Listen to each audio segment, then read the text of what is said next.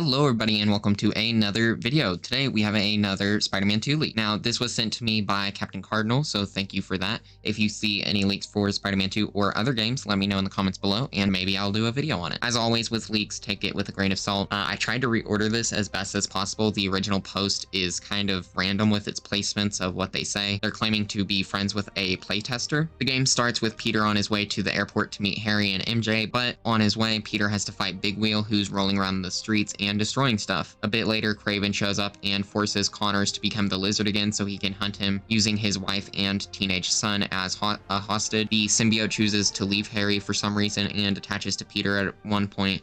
Peter then hears reports of a lizard creature and rushes to Connor's house in his basement. He finds some of Kraven's hunters, and while fighting them, the symbiote activates, and this is where the gameplay trailer then takes place. Harry suddenly relapses and is much sicker. Now MJ starts trying to figure out what's happening with Harry and what Norman is hiding. Around halfway through the game, Peter and Miles fight, and after the symbiote is taken by Kraven, Kraven gives it to Norman, who attaches it to Harry again. At the end of the game, Peter and Miles, with help from Kraven, fight Venom, then eventually remove the symbiote from Harry, and Kraven stabs Harry and takes the symbiote for himself. The final boss is supposed to be a venomized Kraven.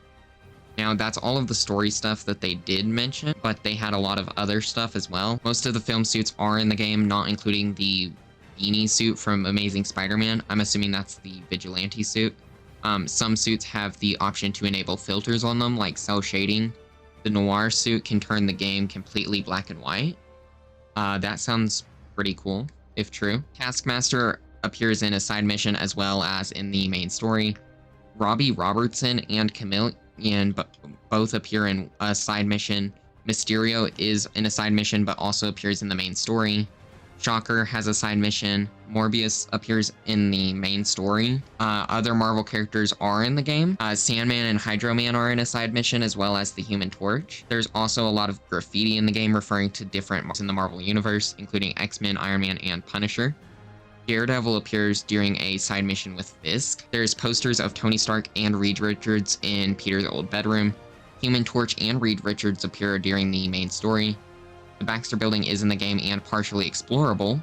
There are references to both Wolverine and Punisher from Criminals. Venom is playable for a very short section of the game. Venom is Harry in this game. Harry does not survive the end of the game, but a small piece of the symbiote does survive and kind of slithers away, I guess. Green Goblin doesn't appear, but is hinted at some. Wraith, Black Cat, and Prowler are a part of the main story and do not appear in side missions. Scorpion, Rhino, and Vulture get transformed by Kraven into animal versions. A purely electric version of Electro appears. Lee and Doc Ock do not appear in the game. Screwball appears for a bit in the main story. Oscorp and the Daily Bugle are both explorable. Feast, May's house, and Miles' home are also explorable. After completing the story, you can use the symbiote, and apparently the post-credits for the game show Norman injecting himself with something and Ock in prison struggling to make something from scraps. Now, is this real? I don't know. I mean, it seems too good to be true. What do you guys think?